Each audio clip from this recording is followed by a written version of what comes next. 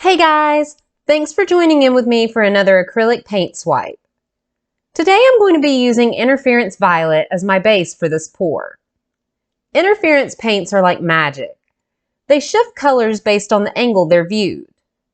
In one direction, they shimmer with the color of their namesake. From other angles, it reflects the color of its complement. So, in this case, Interference Violet will reflect back in violet tones and in yellowish gold tones.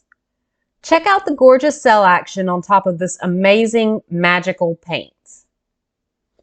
So, since I have many swipe videos, I'm just going to give you a quick rundown of what I'm using today. I mixed a lot of different pigments together to get my color selection for this pour, so I'll leave that list in the description below. All of the paints that I'm using today are mixed with Floetrol and a bit of water. To keep from having to use half a tube of interference to make up the base, I used a bit of gel medium with it as well to get the consistency right. My silicone mix is one that I've used in a video before. It's a combination of 80K silicone and mineral spirits. After I lay my colors down on the canvas, I simply apply the cell activator to my palette knife and swipe across.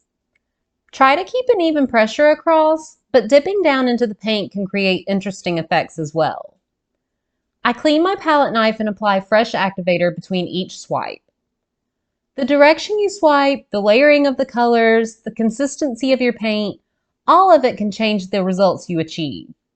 Play around with different techniques to find out what you like the best.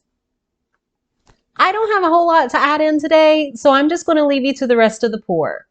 Let me know if you have any questions down in the comments below. Hope you guys enjoy. See you next time. Bye!